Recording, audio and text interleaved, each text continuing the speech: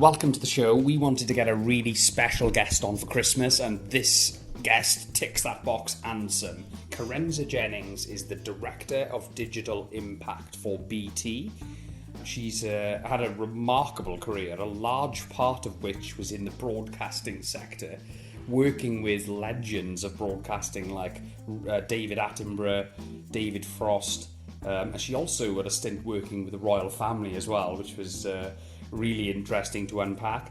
We talk at length about her current role in BT and all the amazing work that she's involved with there, sort of helping people to become confident and also adept with digital skills and the new digital world we are moving towards and we're already in many respects. Fascinating conversation, a lovely lady, super authentic, great storyteller. I can't tell you how much I enjoyed this conversation. I'm sure you will enjoy listening to our conversation as well. It's Kerensa Jennings.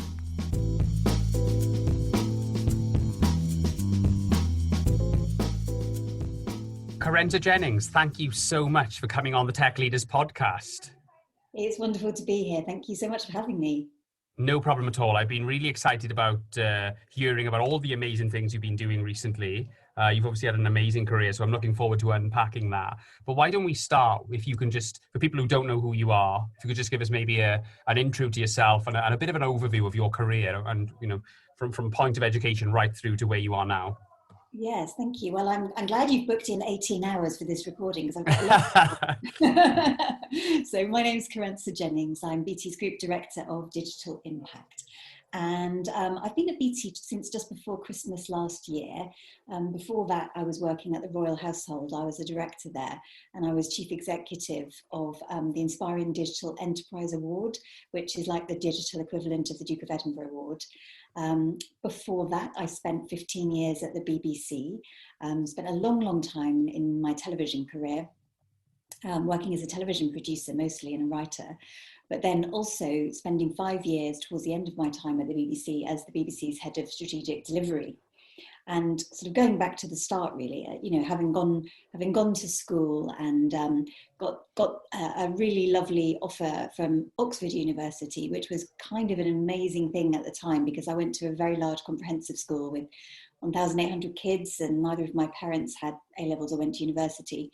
Got this offer to go to Oxford. If I got 1A and 1B, I'd be able to go to Oxford. And so it was amazing. I got 2 A's and a B and couldn't quite believe it. So I got to go to Oxford. Studied modern languages there. So I studied French and German. And at Oxford, they specialise in literature. So what I would say to you is the one thing that's kind of marked out my whole career is a real passion for storytelling and for stories. I absolutely love literature, I love stories. So having left university, my first job was over in Japan. I spent a year there living on the top of a hill in the middle of nowhere in a beautiful little village where all my friends were apple growers and rice farmers.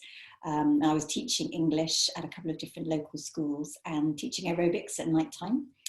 And then when I came back, I got a job. I was really lucky to get a job at ITN, which is the organisation that produced the news for ITV. It's now called ITV News. And I spent 4 years there. And my first job there, my shift started at 10 o'clock at night and went through till 10 o'clock in the morning.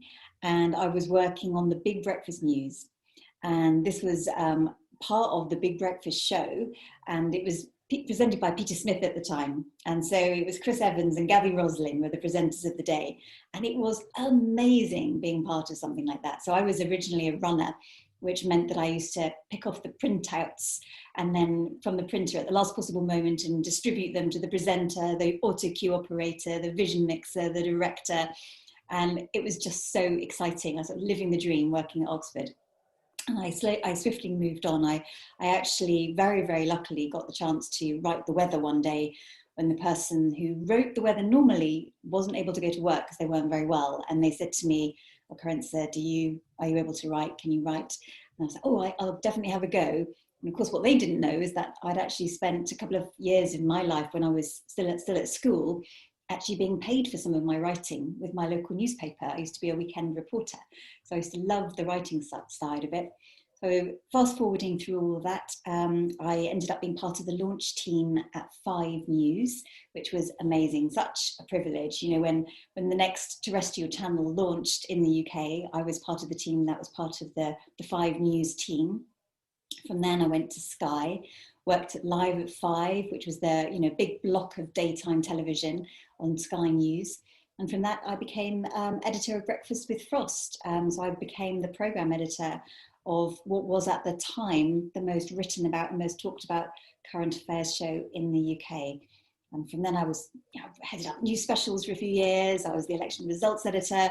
I had a turn working at the natural history unit, and I made a paleontology series, went to David Attenborough's house, filmed with him for a couple of the episodes. And that broadly brings you up to speed with where I am today. Wow, what a career you had. That's amazing. But it's just so many directions to go in there and so many things to unpack. The things that stood out for me, you worked with the legendary David Frost then. Oh, he was amazing. He was absolutely sharp and had an incredible mind. I absolutely loved working with him.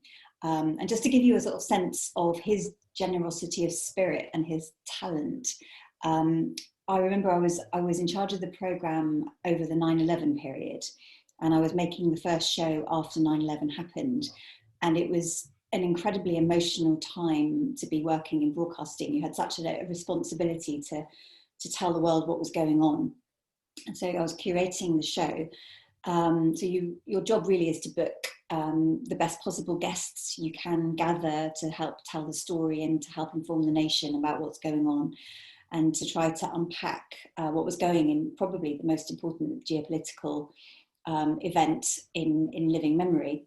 Yeah. And sorry, Kerensa, was it the program that was on a Sunday morning? Yes, that's right. I hated that program because I was at the age, right, where I wanted to watch cartoons, and that was the end of it. And my granddad used to stay at my grandparents on the weekends, and he used to insist on watching Frost on a Sunday morning. And I resented him for it. But years later, I saw Frost Nixon, and I actually realised how much of a great journalist and a great interviewer he was. So I thought I'd just chuck that really bad anecdote in there. But it just fills me with dread coming down on a Sunday morning and having to watch politics programs when I wanted to watch, Super Ted or whatever I was into. Imagine the cruelty of your grandfather. Yeah. Boring old current affairs. Yeah. No, that is amazing though. I mean, I didn't know that that you were on the Big Breakfast as well. That was a bit of a phenomena when I was growing up. Talk us through that experience then. Yes, well, I was on the news bit, so we were in a different building. We were based at Gray's Inn Road, which is where ITN is still to this day currently based. So we would be kind of squirted in to do the news bits of the Planet 24 was the production company behind the Big Breakfast, and it was just anarchy and absolutely brilliant, and all the more wonderful for it. So in those days, you'd have to write something called the Slug, and the Slug was the word or two that was behind the presenter's face. And you would always have a huge amount of fun, even when you were writing the news, trying to create these kind of double entendres that you could kind of get away with, that it would be all right to get away with. So hugely fun. The writing side of it, I was going to mention that this is where, back to David Frost, that where the 9/11 show in particular was something that really sticks in my mind when it comes to thinking about him, because on that Saturday, the day before the show, as you rightly say, the Sunday was the morning of the show. I was really struggling writing the introduction to the program, and I had a call with David, and he was saying, "How's it all going?" And I said, "I'm really pleased with the people we've got. I think we've got a great show lined up, and I think we're going to be, making really good television. But I'm struggling with the introduction." And he said to me, "Did you happen to read the front page of The Guardian today?" And it was Ian McEwan, the wonderful writer. And he had written an essay, and he'd actually been in New York at the time of 9/11 happening. And it was his reflections, and it was incredibly moving. And David suggested to me, "Why don't we just read a little bit of that? We can appropriately credit it. It's Guardian, it's Ian McEwan, but let's do that." And it was amazing when he did it on the Sunday morning. The whole of the studio went completely quiet. You could have heard a pin drop, and he just read some of those words, and we all had tears in our eyes. It was just so, so moving. And that to me said a lot about the legend that is David Frost. You know, he absolutely had the good grace to see talent in someone else and not want to have to own something himself in any shape or form. It was like that generosity of spirit and capturing exactly the right tone on what was an incredibly important day, you know, for the BBC to be telling the story. Yeah, absolutely. No, that's really powerful. I wanted to ask you about your time working with the Royals as well. Talk us through that. What did you learn from that experience? Well, I was based in Buckingham Palace for a few years, which was amazing. And, you know, it's a completely surreal, absolutely wonderful privilege to have the chance to do that in your life. I mean, I've been very lucky, really, because I'm working at BBC and you know, for the Royal Household and now at BT. All three of these institutions are things I grew up with and knew about since I was an incredibly little girl. But you know, I was incredibly lucky. I would be able to go through the front door every day, and the policeman would call me mum, and we'd be sort of you'd just be let in. You'd show your pass, and you'd be let in. And the entrance, when you're looking at Buckingham Palace on the right hand side, is the entrance I used to go in, and it's called the Privy Purse entrance. And every single time I went into work, I couldn't help but pinch myself. I just couldn't hardly believe it. It was just amazing and such a privilege. Yeah, just one of the most extraordinary, wonderful experiences of my life, and got the opportunity to go to some incredible events, attend some incredible dinners, meet some incredible people. And obviously, although it's hard to imagine, there are actually office rooms in the palace. And so I was based in an office room in the palace. And of course, all the grand sort of ballrooms you hear about and the things that you might see photographs of, that's not where I was working, but it was actually in the building of the palace. Right. Wow. Okay.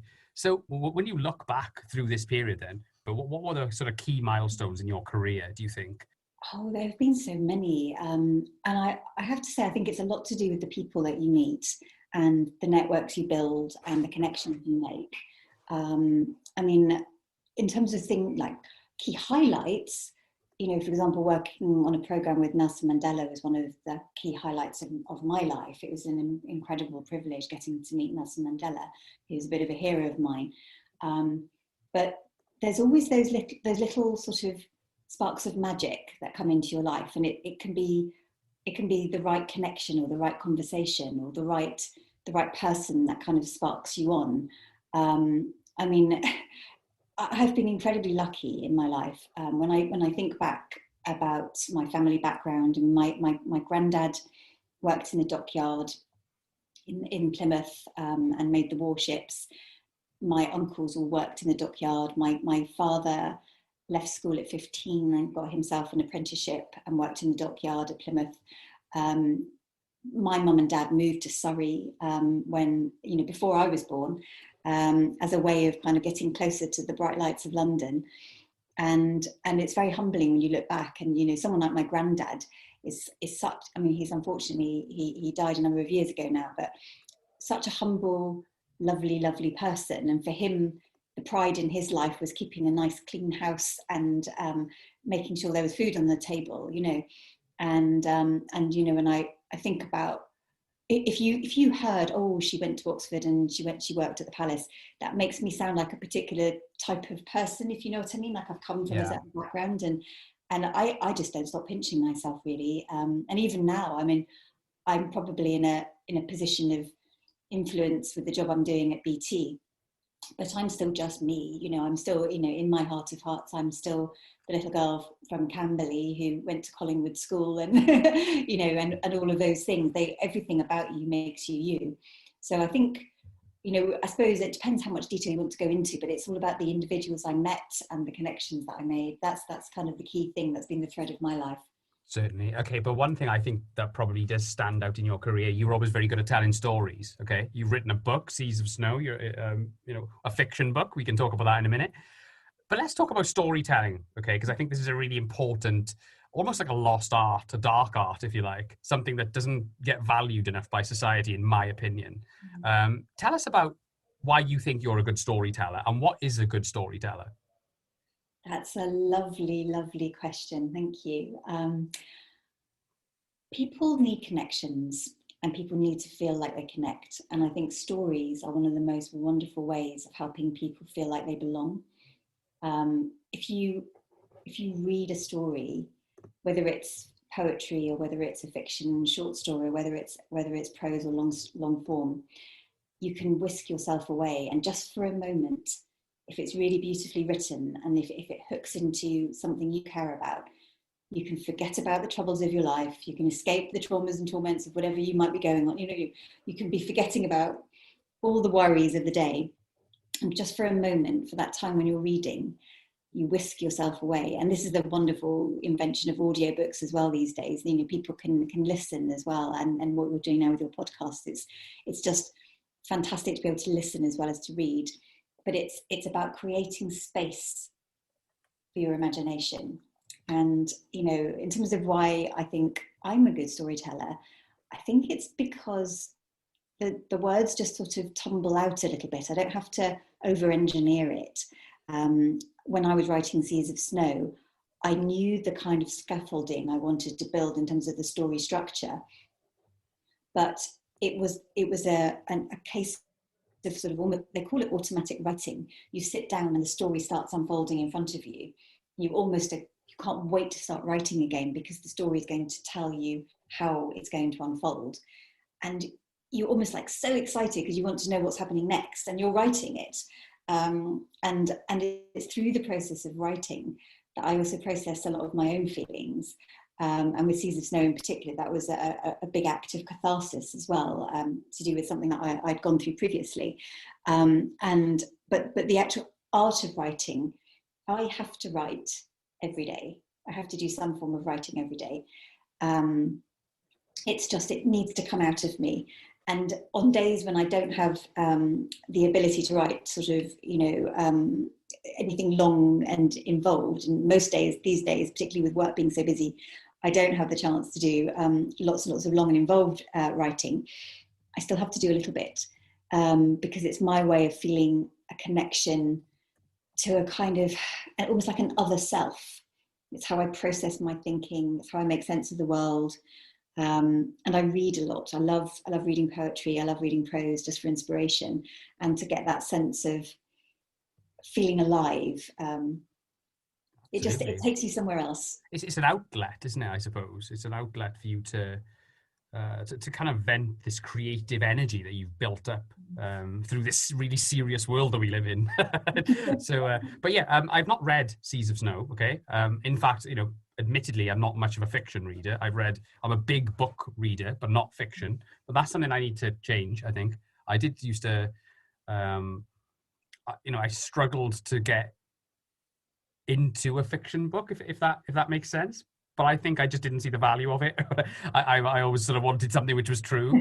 I think as I'm getting older, I'm changing my opinion on that. But I just wanted to ask you though, Kerensa, what was your inspiration to write a psychological thriller? I mean, what for that story? It's not about that genre, sorry, about that specific story that you told. What was your inspiration for that?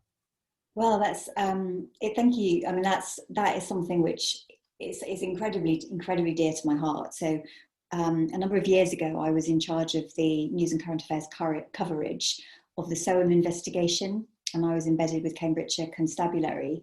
They were looking into building the evidence case against Ian Huntley, who was the caretaker who murdered two little schoolgirls in the village of Soham in Cambridgeshire. And so I was with them every step of the way as they were collecting evidence, and they amassed a huge amount of evidence. And I was on that process with them when the evidence went to the Crown Prosecution Service, and then went to the court, and then I spent the time at the trial at the Old Bailey, sitting behind this man who did this horrible thing to these two girls. And the process of being part of that case and seeing the evidence and things triggering in me about just finding it incredibly difficult. It was a very traumatic case to get to cover. And this person was clearly, he's a psychopath, and I was really interested in the mind and motives of a psychopath. So I wanted to get under the skin of that a little bit more. So that was the original inspiration. And through wanting to understand better the mind and motives of the way the human mind works and the way we think, our drivers, our motivators, why is it that so many people in life alive today are psychopaths, but very, very few of them are motivated to commit monstrous acts? You know, psychopaths live with us. There's lots of them around. Lots of people are psychopaths in business, for example. It doesn't make them evil people. It doesn't make them commit monstrous acts. So I was wondering, what is it that makes someone do that? So I was exploring whether evil is born or made, and that's the essence of the story I'm trying to tell. And to your point about reading fiction, lots of people don't read fiction. And the way I wrote my book, it's very sort of cinematographic. So it's in very short chapters, and it's almost like little video scenes. So because I come from a kind of television background, I was thinking scenes. So if you were to dip into it, you'd find that, you know, the chapters are quite short and sweet, so you don't have to kind of linger on them. It's not Tolstoy by any stretch. And you can sort of dip into it, rather than one of those books that has extremely sort of long chapters. So that's my particular style. But that was the original inspiration, and the reason I said it was catharsis is because it was me getting in touch with my own feelings. So my story takes the inspiration of that case, but I transpose the story to 1950s England, to Northeast England, in fact. And I have one little girl, not two, in the 1950s. And it's the story of her life when she meets this very evil man. And she uses reading and writing and poetry to escape the traumas of her life. So it's sort of all interweaving with some of the themes that play out in my own life as well. Oh, right. Okay. Brilliant. Well, look, I mean, amazing that you wrote a book, you know, on such a difficult subject to contextualize. It must be a massive sort of, what would you call it, like a literary challenge, you know, to put in your thoughts onto paper in such a, you know, in such a way. Any sort of plans to write another book? You know, are you working on anything right now? Yes, in fact, I have a few different projects underway. My only enemy at the moment is time. So I have got a book that's called The Subsea Portal that will be coming out next year. And I'm also working on another psychological thriller called Edge of Rain. And I have a collection of poems that's coming out the year after. And I'm also, the other thing I'm going to be doing next year is calling for submissions, because I'm going to curate an anthology of writing called Unseen Voices. And this is a collection which I want to do to basically give people who have never been published before, particularly of ethnic minority backgrounds, the opportunity to have a voice. And that could be a piece of polemic, it could be a piece of poetry, it could be a piece of fiction, it could be a short story, it could be an excerpt of something. But I want to surface and find some of the best writing out there today and put it all in a kind of try before you buy kind of book, so that people get the opportunity to sample writing that's never been seen before. So it's called Unseen Voices, and that will be coming out next year. That sounds really exciting, the last project for sure. I just want to take this opportunity to thank some of our friends. Firstly, all-round tech PR superstars Nelson Bostock. Whether you're an established technology brand or a fast-growing fintech, you need the right team behind you, a team that understands your brand, your purpose, your goals, and can really help you define your narrative and tell your story, the story that matters. These guys tick all of those boxes and more. You can find them at nelsonbostock.com. That's Nelson Bostock with a CK on the end, .com. Highly recommended. I also want to thank Tramshed Tech. We've come down here and they kindly allowed us to use their world-class recording studio facility down here. But they do office space, they do events. I can't recommend them enough. That's Tramshed Tech. And also a big shout out to Be Digital, who make all this possible. Be Digital enable organizations to become lean, agile, and to attract the right talent. That's bedigitaluk.com. Let's talk about 9 to 5, Kerensa. It looks like you've got an amazing role at BT, doing some really great stuff. So first of all, what's digital impact, okay? And what is your role? What's the purpose of your role in BT right now? Yes, well, thank you. Well, at BT, the actual purpose of the company is we connect for good. That's how they define, well, that's how we define what we stand for. My 9 to 5, generally most days looks more like an 8 to 8, to be fair. Yes, 8 to 8. I'm sort of normally at my desk by around 8ish, normally starting emails just after 6 and often still doing emails after 10 o'clock at night. So it's by far and away not the most restful experience of my life. But digital impact, it's about how you help, every man, woman and child in this country make the most of life in the digital world. So it's about helping make sure they get the right kind of skills to make the most of life. Digital skills is not something that lots of people necessarily will lean into or feel that they can make space in their day to learn as such. But if you understand what is it they want to do, what is it they need to do, then my job is to make sure that they can find out how to do it. Right. So, in the case of small business owners, for example, how do you connect your routes to market? How do you take your business online? How do you make the most of collaboration tools? And how do you use the enhance your productivity using digital, saving time, money and energy? And with people who are breaking into the world of work or looking for work because they found themselves unexpectedly redundant. It's about thinking, how do you upskill to be the most attractive proposition possible in the digital marketplace, and how do you actually use the digital marketplace? What are the tips and tricks you can use to find the types of jobs that you might want? So it's around that kind of, how do you optimize and how do you make just people, whatever they're doing, whoever they are, wherever they live, whatever their background, how do you help them unlock their potential and make the most of life? So you essentially provide BT customers with an advisory and support service. Is that what it is? Is it some sort of hands-on sort of enablement support function? Is that what you provide?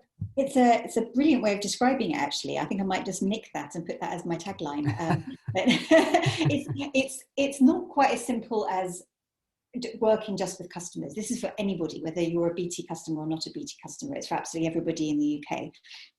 The program I run is called BT Skills for Tomorrow, and we have lots of completely free resources in the website. So you can look up BT Skills for Tomorrow. There's a big, vibrant webinar program for people who work in small businesses or want to learn about digital marketing or growth mindsets, for example, or breaking into the job market. And there's programs for children, and there's programs for people with low and no digital skills. So there's a whole series of different programs and initiatives, some of which help support home life. And that's particularly for families, mums and dads, grandparents, carers, and people with low and no digital skills. And then on the other side, we've got work life, and that's supporting job seekers and people who work in small businesses. So it's a variety of things. So we work in partnership with a number of different organisations. So one of our flagship partnerships, for example, is something called Fast Futures. And we've collaborated with Avado Learning and with Lennon Chalcott, together with the NHS, Legal & General, Barclays, a whole host of brilliant companies, AstraZeneca are in there, and we're helping put a 3-month program together for people who are looking to break into the job market, equipping them with employability and digital skills. It's a 3-month program that's completely free.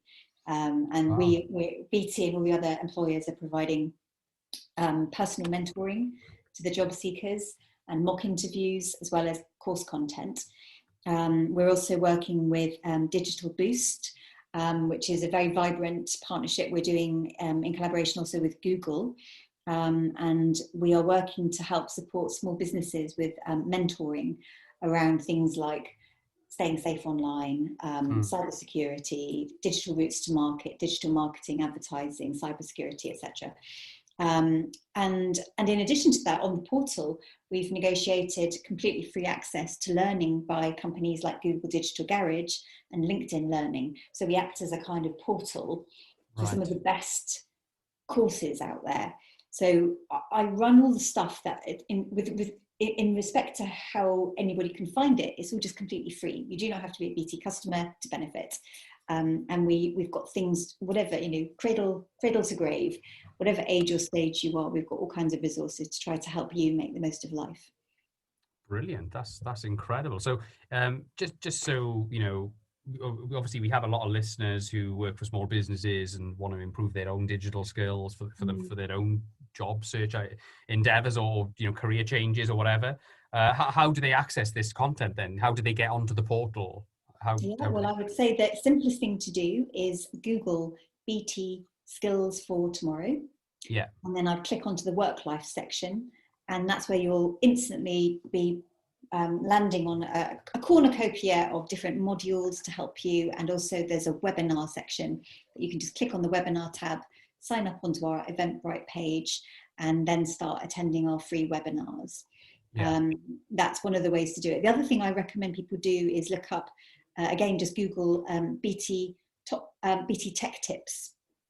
If you Google BT Tech Tips, that will take you to a landing page, and this will take you to a campaign we did earlier in lockdown, which is where we actually used BT, what would have been sort of advertising revenue, to actually make a series of films. And we did ad break takeovers in the middle of This Morning and in the middle of the early evening news on ITV.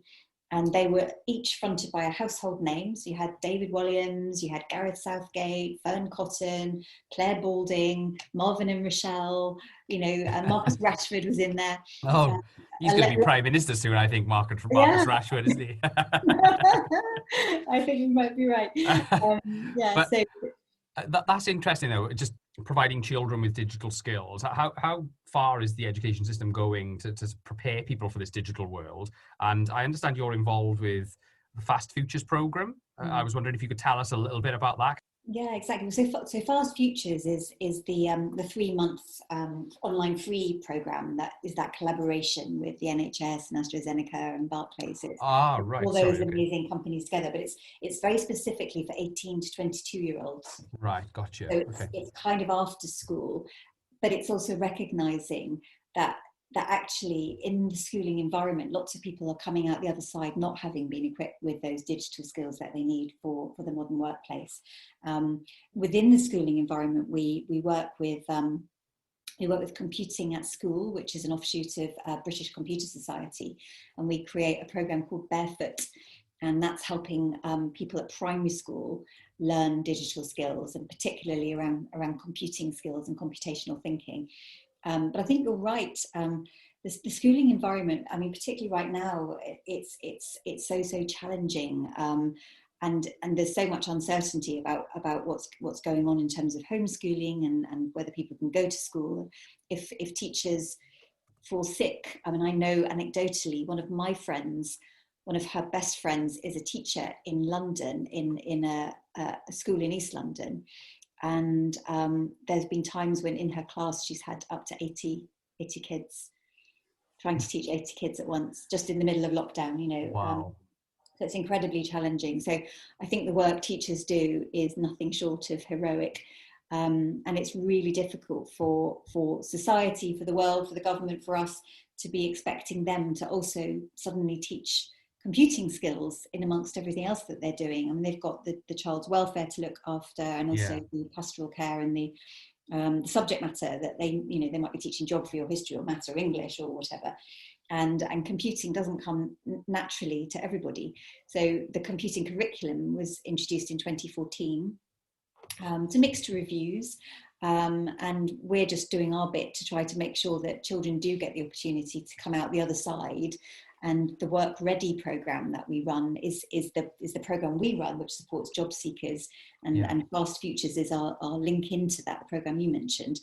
And we run a load of webinars for job seekers, and we're creating a string of digital content as well that will be like a kind of vibrant mini curriculum to help people. And we're also building ideas for how we connect into schools with that Work Ready ethos. So it's sort of the older teenagers. How do we inspire them to think about the digital marketplace?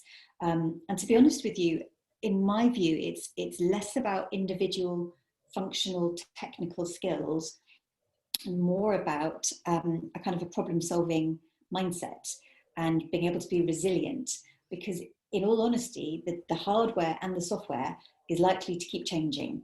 So what really matters is how we can help your confidence, how we can unlock your potential so that you're less scared if you're hit with a new piece of hardware or a new piece of software, and it's less intimidating. I think that's where we can play a really valuable role as kind of connectors and inspirers, is helping people just get a lot more comfortable with some of the general principles of technology, and feeling a lot more, you know, inspired with confidence. That really is it, though, isn't it? I mean, I think, like, I do it myself. I mean, when I've got to navigate to like a new piece of software, if I can't master it in 10 minutes, I think, oh, I can't be bothered. I'm just going to go back to the one I know. You know what I mean? And it's, and I just think, and then you kind of remember, you kind of, you know, sort of tell yourself or something. You just sort of say, well, obviously I've got to persevere, and over time I will learn it, and then I will master it, you know?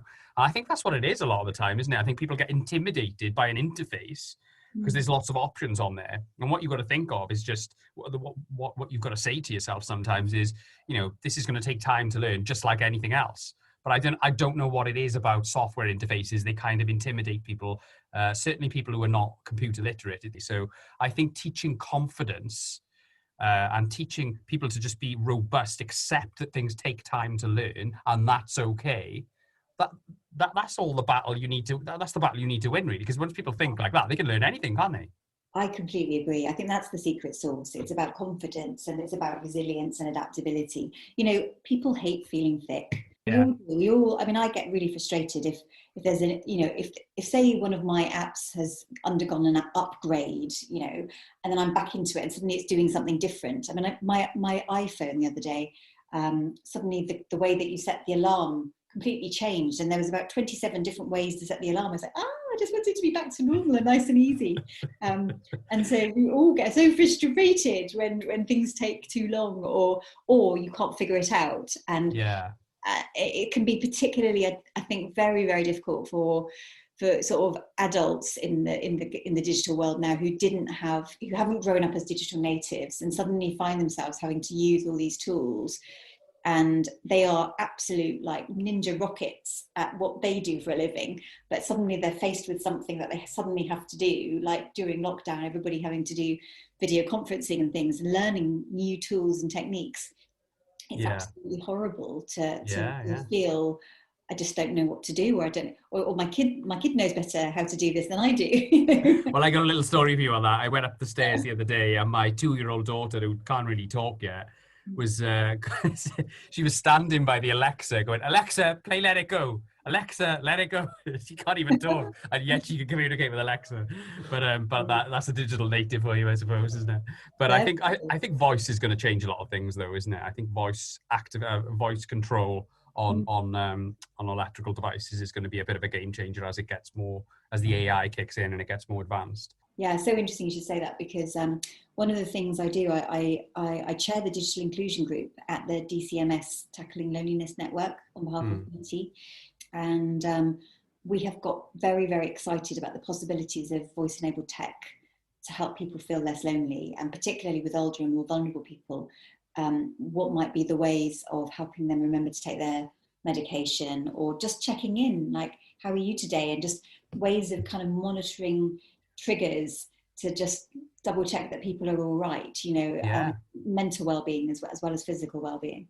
Absolutely. I mean, think of it in a practical terms. I mean, if it is an elderly person who suffers with maybe some sort of underlying health condition, but they live alone, if they start having pains and they can't get, whereas before they'd have to get to the phone, if they can shout, Alexa, I'm struggling, I think I'm having a heart attack, and Alexa calls the ambulance, that's a great use case for voice. So, you know, for voice technology, isn't it? So I think voice is definitely the way forward for a number of things, especially controlling my TV because my remote doesn't work. So it's great. That's what I'm using it for right now. But I think what I wanted to come on to then is technology innovation, because you're really at the cutting edge of this right now. I mean, BT obviously have got a big R&D department. There's a lot of, you know, you're in the middle of this type of the things, the innovation, the stuff that's going on right now in terms of UK tech innovation in general.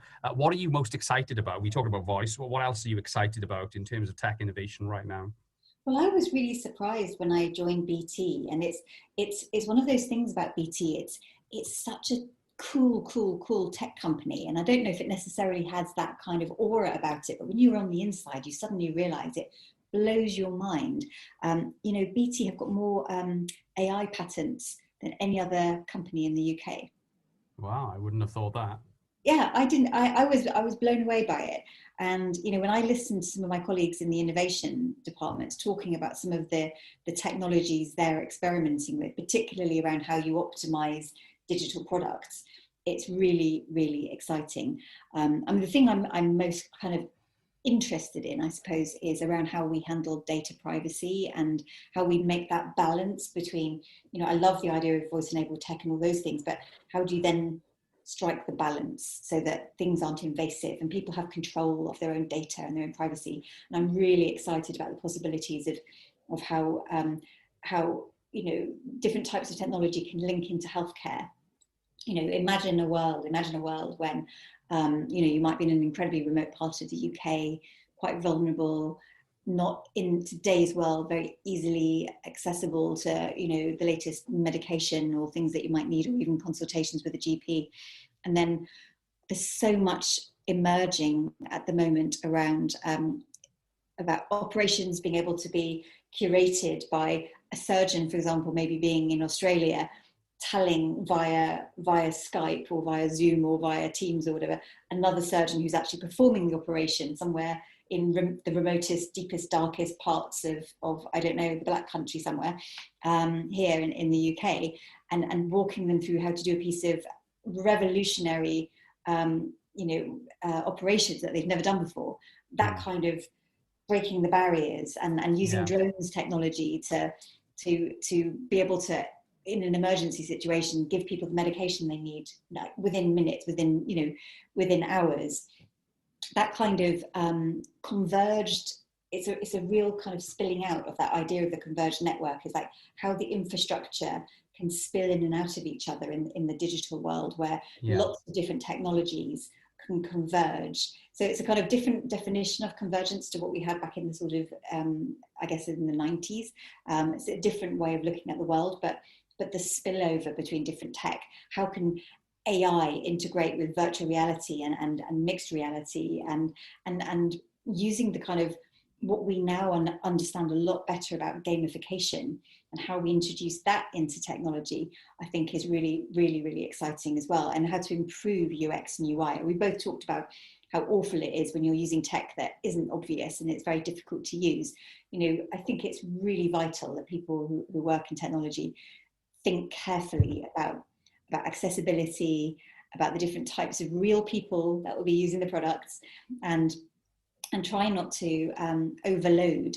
You know, I don't know if you've heard of Occam's razor, and this kind of this concept that people overload. If it's possible to add an extra bit of functionality, they'll add it in just because of the fun of it. Or you know, you can sort of like pulling a piece of wool out of a kind of a jumper with a hole. It just keeps going and going and going. You could keep adding and adding and adding, but actually, I think the trick is to abstract, and the simpler you can make something, the more of a pleasure and a joy it is to use in terms of the user. So yeah, I think it's a combination of AI, data, cutting edge tech, MR, AR, and how all of that converges. Automation, for example, in AI potentially could replace, you know, manual entry, you know, a bookkeeping and accountancy jobs. It could replace, you know, other jobs, all sorts of jobs, you know, manufacturing jobs or whatever. So, I mean, is that a shift or is that a problem? What's your thoughts on that, Kerensa? I think, you know, the rapid pace of technology means that we as human beings are also rapidly evolving. You know, way back in the day, there were stable boys and horses, and everybody used to travel everywhere by horseback. You know, and still, that was a while ago. it was a while ago, but people continue to be employed. So with the way technology is evolving, I think there are certain technologies that will come in that will enhance productivity and will be revolutionary in terms of workforce efficiency. That doesn't mean to say you don't need people. In fact, it's the reverse. You still need people. You know, technology without people doesn't really. I just don't see it. I just don't see it manifesting. You need people to control it. You need people to input to it. What I would love to see, for example, we talked about AI earlier, but we need to eliminate the kind of biases that can creep into AI.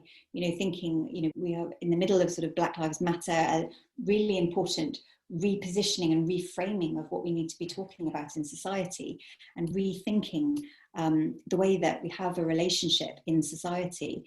Everybody matters. And so doing our best to eliminate those biases. It's not about there being fewer jobs, it's about there being different jobs. So the problem solving skills, the not being afraid of tech, the embracing a sense of confidence around the possibilities of the future. That's what I consider my job to be, is to try to help inspire people with that, because it definitely isn't less jobs, it's different jobs. Yeah, and people think that this is like a modern phenomenon, don't they? I mean, automation and technology replacing people. But this has been a problem for, well, certainly the last 200 years, probably a lot longer than that. I know the term Luddite comes from this mystical figure called Ned Ludd, who used to destroy machines during the Industrial Revolution. And that was, sort of the 1800s. So this is not a new thing, is it? And I think over that time showed that things just changed. They didn't, people needed to be employed elsewhere. So surely that's an opportunity. That's exactly what you're trying to do, isn't it? Modernize the workforce. That's your entire purpose, Kerensa, isn't it? Well, it's about, I would say my purpose is to help people make the most of life, whatever they happen to be doing. But on a macro level, you're essentially, you're modernizing the workforce. That's what you're doing, surely. Well, I suppose it's helping people be able to make the most of life. How would I describe it? I mean, workforce modernization is probably not quite how I would capture it, although that might be one of the outputs.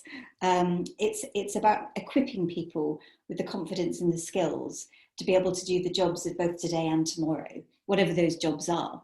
And I think the best lesson you can take really is kind of looking backwards, look at history, look at all the changes in tech. We used to have flints.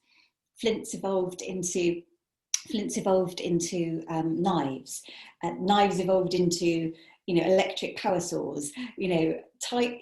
Technology endlessly evolves, and there's a lot of technology which is incredibly exciting and incredibly brilliant. There's some technology which I think is less exciting, and some technology can be more boring. But having said that, I think broadly it's about that sense of extraordinary opportunity and optimism. I think it's really important that people feel in control of their tech, in control of their data, and in control of their futures.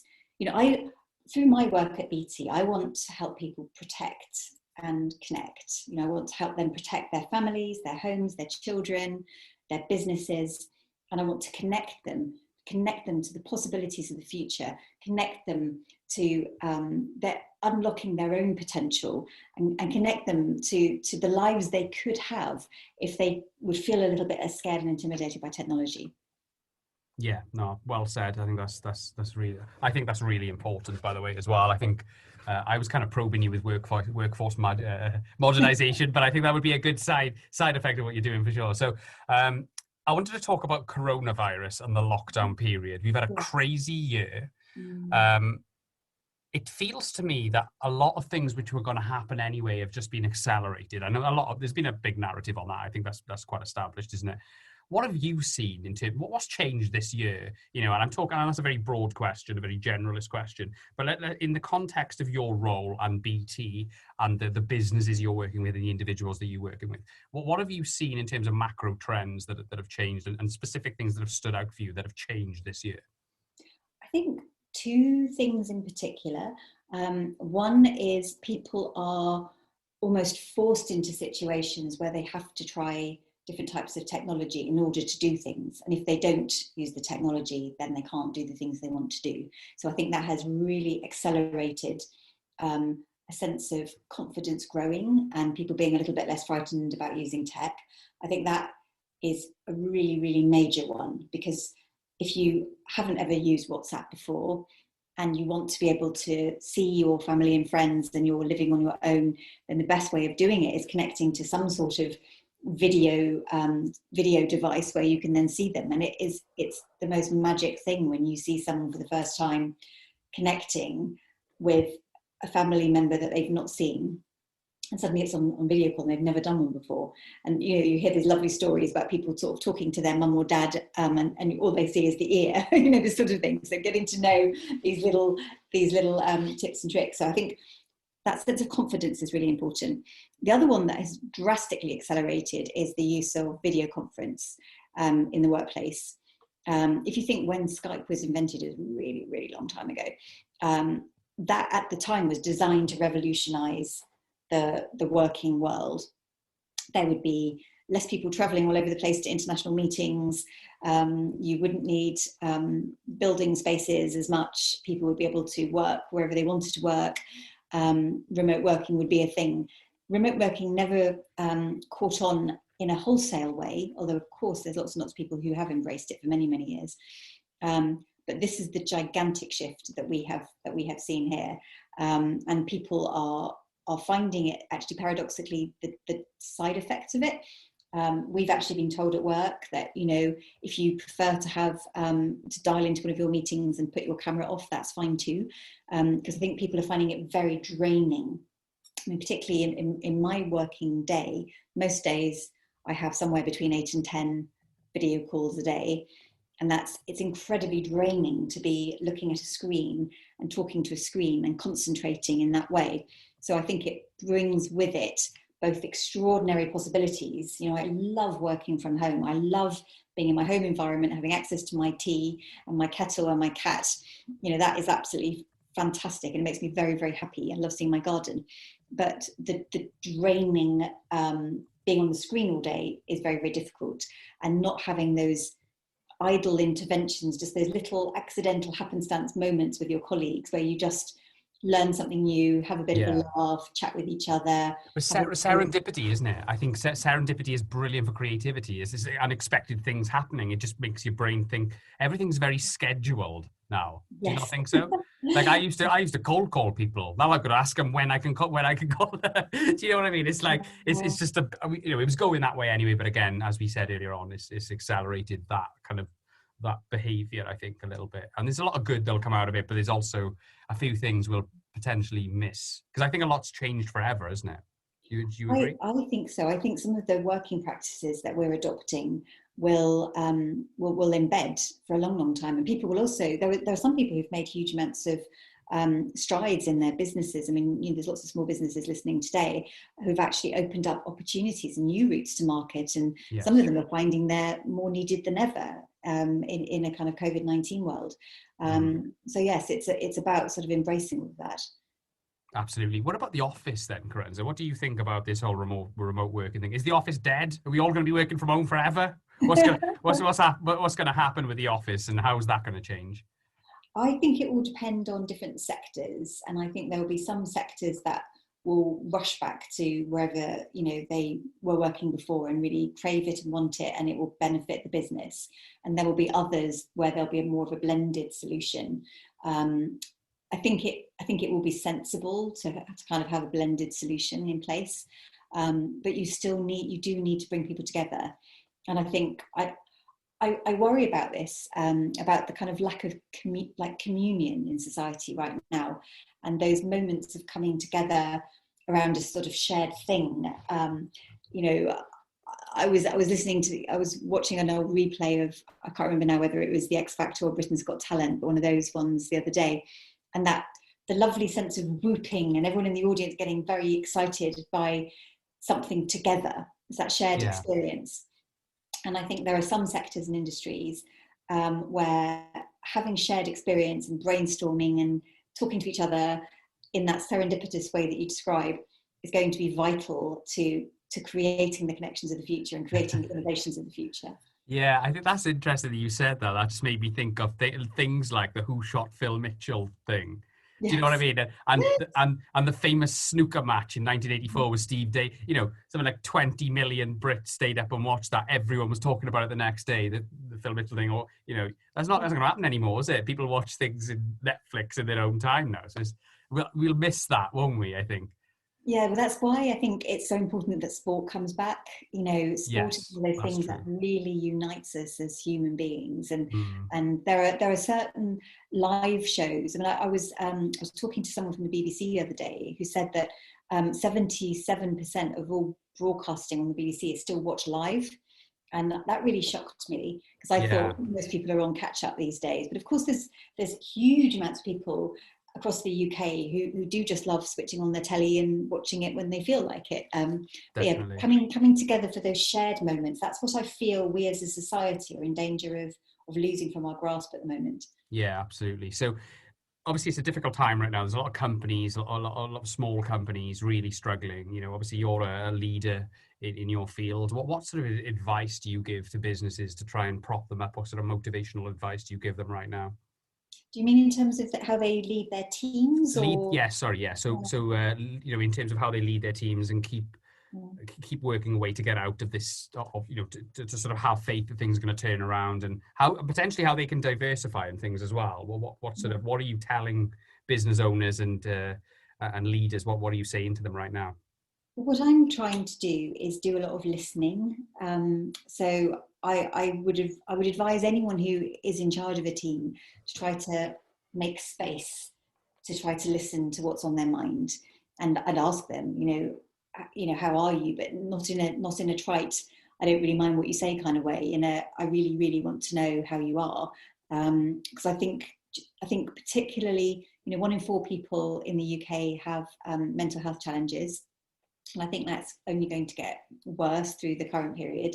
So I think keeping an eye on your people, making sure that they have your back, you have their back, and you're really watching out for when someone's struggling, trying to keep an eye on workloads, trying to make sure that people have space to think, space to grow, space to be themselves in their own family environments as well, because work and life is bleeding into each other at the moment, and it's hard to get those barriers. So I take it as my responsibility as a leader to try to make sure that the people working with me and for me understand that they must stop. You mustn't be doing this around the clock.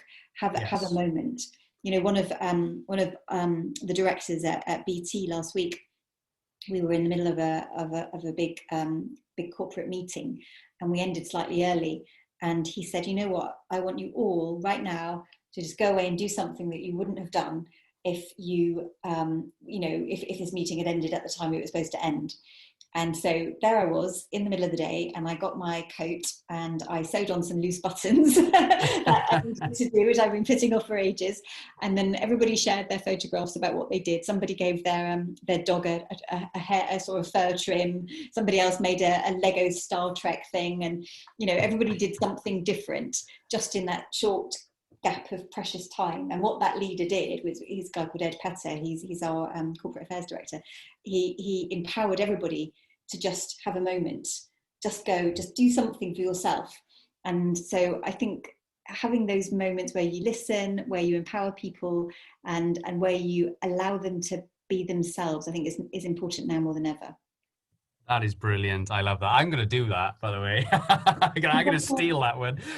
Okay, so let's end on this then, Kerensa. Thank you for all this amazing detail you've given us and all these amazing stories. But I wanted to ask you, in terms of the lockdown period's been difficult for everyone. But have you read any good books, any stories, any anecdotes, any videos you've seen? Is anything that's inspired you recently or this year that typifies the lockdown period for you, or whatever?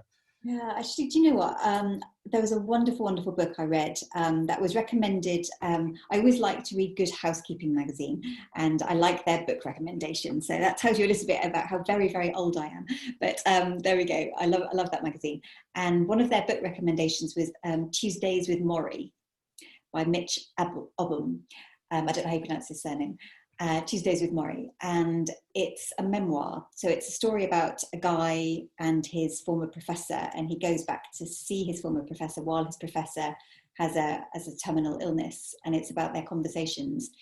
And the tears were streaming down my face when I was reading it, which I am somebody that cries easily with certain types of music or certain types of scenes in films. I am prone to a little tear, but often when I'm reading books, I don't actually cry. So I found myself really crying reading this.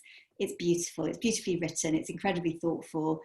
There's a lot of things about it that connected me with the reality today and what matters. I find it incredibly inspiring. Yeah, so it's a memoir. So it's obviously a true account of. Oh wow. Okay. Well, I'll have to check that out. That sounds really powerful. But Kerensa, we've overran, which was inevitable. but look, I really enjoyed this. I love talking to you. You've been a great guest. I really appreciate you taking the time to talk to us. Thank you, Gareth. It's lovely to speak to you, lovely to meet you, and I can't wait to listen to more of your guests. You've recruited some lovely, wonderful people, and thank you so much for making me part of it. Thanks, Kerensa. Thanks for coming on the Tech Leaders podcast. Thank you. Bye.